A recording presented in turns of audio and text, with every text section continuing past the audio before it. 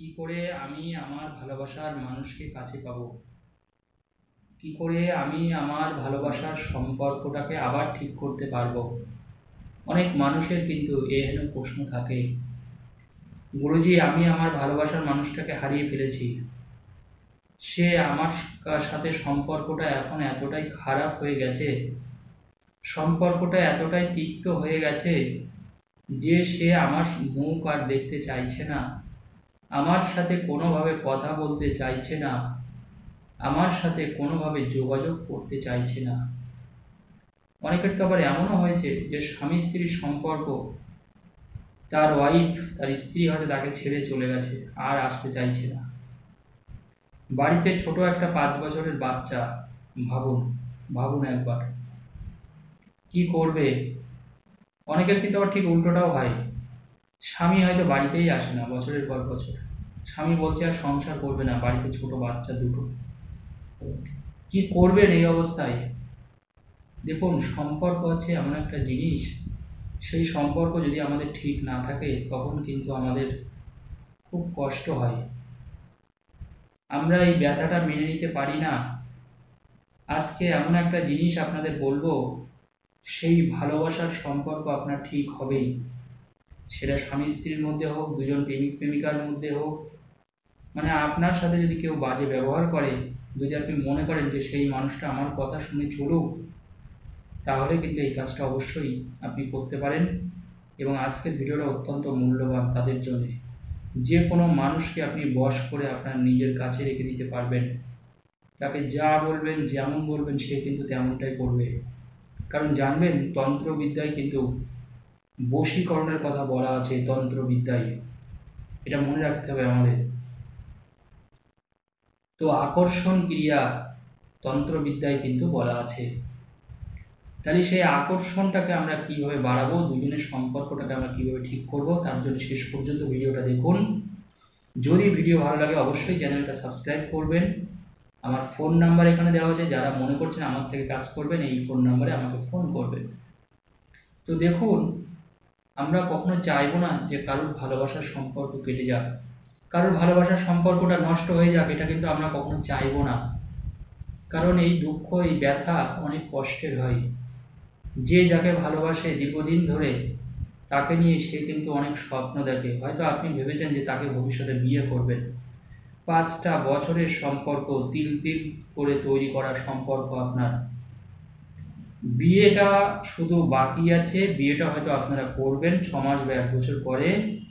এরকম সময় সেই মানুষটা আপনাকে ছেড়ে দিয়েছে, আরেকজনের সাথে সম্পর্কে জড়িয়ে পড়েছে। এই জিনিসগুলো কেন শুনতে হবে আমাদের?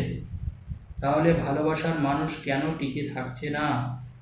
স্বামী স্ত্রীর সম্পর্কটা কেন টিকে থাকছে না? কারণটা কি? সমস্যাটা কি হচ্ছে?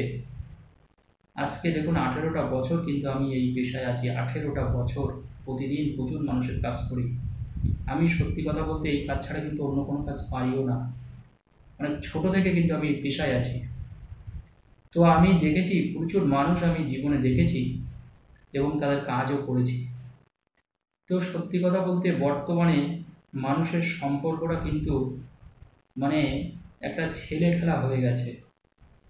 তাই আমি বলবো, কারোর ভালোবাসা নিয়ে কখনো খেলা অন্তত করবেন না। কারণ জানবেন, ভালোবাসা কিন্তু সত্যিকারের একটা মনের ব্যাপার। যে যাকে ভালোবাসে, সত্যি কথা বলতে হয়তো আপনার কাছে সেটা খেলা হতে পারে, কিন্তু অন্যজন কিন্তু আপনাকে হয়তো জীবন দিয়ে ভালোবাসে। সে হয়তো আপনাকে প্রচণ্ড ভালোবাসে, সে কিন্তু ভালোবাসাটাকে খেলনা মনে করেনি। সে হয়তো আপনাকে নিয়ে অনেক স্বপ্ন দেখেছে। আপনাকে নিয়ে তার মনের মধ্যে কিন্তু অনেক স্বপ্ন, অনেক কবিতা তৈরি হয়েছে।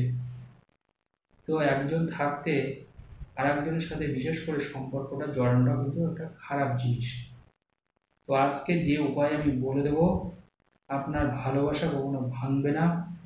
যদি সম্পর্ক ভেঙেও যায়, সেই মানুষটা কিন্তু আবার আপনার কাছে রিটার্ন করবে এবং সেই মানুষটা কিন্তু আপনাকে ভালোবাসতে বাধ্য হবে। সেই মানুষটা নতুন করে আপনার সাথে আবার প্রেম করতে কিন্তু বাধ্য হবে। এর জন্য কি করণীয় আমাদের?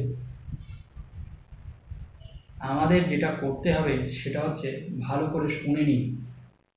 ওম নমো কামদেবায়। কি বললাম মন্ত্রটা আমি? ওম নমো কামদেবায় বলার পরে আপনি আপনার নাম যোগ চিহ্ন দিয়ে যাকে ভালোবাসেন তার নামটা লিখে দিন। আবারও বলে দিই, খুব মন দিয়ে শুনুন। ওম নমো কামদেবায়। ওম নমো কামদেবায়। কয়কার মো কাম দয়কা বয়কা অন্ত্যুষ্ঠিয়া দেবায়। ওম নমো কামদেবায়। ওম নমো কামদেবায়। অনেকবার বলে দিলাম। এই ওম নমো কামদেবায় বলার পরে আপনার নাম যোগ চিহ্ন দিয়ে আপনার ভালোবাসার মানুষের নামটা লিখুন এই ওম নমো কামদেবায়ের পরে। লেখার পরে যে কাগজটা হলো সেই কাগজে আপনি কিন্তু লাল কালির কলম দিয়ে লিখবেন। মনে রাখবেন এটা কিন্তু লাল কালির কলম দিয়ে এই মন্ত্রটা লেখার পরে আপনার নাম যোগ চিহ্ন দিয়ে ভালোবাসার মানুষের নাম লিখুন ওম নমো কামদেবায়। লেখার পরে আপনি ওই কাগজের মধ্যে 1 চিমটে মতন লবণ ভরে দিন। লবণ, যে লবণটা আমরা খাই। এক্ষেত্রে বলে রাখা প্রয়োজন, আপনি কিন্তু অন্য কোনো লবণ দেবেন না। অনেকে সন্দক লবণ দেন, কিন্তু এটা দেবেন না। শুধুমাত্র সাদা লবণই আপনাকে দিতে হবে এই ক্ষেত্রে। এটা দেওয়ার পরে আপনি ওটাকে ভাঁজ করে নিয়ে আপনি ছোট একটা ঘি নেবেন। ঘি 100 গ্রাম ঘি হলেই হবে। একটা ছোট একটা বোতল কিনবেন ঘিয়ের, ছোট্ট একটা ঘিয়ের বোতল। ওই বোতলের মধ্যে এইটাকে ভাঁজ করে লবণ সহ আপনি ওই ঘিয়ের মধ্যে এটাকে ডুবিয়ে দেবেন। এটাকে ডুবিয়ে রাখবেন 11 দিন ডুবিয়ে রাখবেন। এই 11 দিনের মধ্যে সে কিন্তু ছটফট করবে আপনার জন্যে। সে আপনার কাছে আসতে চাইবে।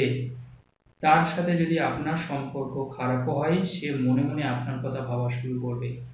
যেদিন থেকে এটা আপনি করবেন, আর ওম নমো কামদেবায়, ওম নমো কামদেবায় বা কামদেবায়, যেটাই খুশি বলতে পারেন। ওম নমো কামদেবায়, ওম নমো কামদেবায়, ওম নমো কামদেবায়। এইভাবে রোজ 11 দিন এই মন্ত্র 108 বার আপনি উচ্চারণ করবেন, যেটা আপনি কাগজে লিখে লবণ সহ আপনি ঘিয়ের মধ্যে ডুবিয়েছিলেন। এই 11 দিন রোজ যে কোনো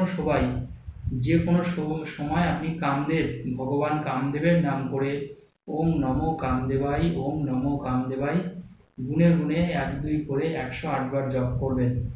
108 বার জপ করে কামদেবের নাম করে, হে কামদেব, আমি যেন আমার ভালোবাসা ফিরে পাই, সেই মানুষটার মনে আমার প্রেমের জ্বালা তুমি তৈরি করে দাও।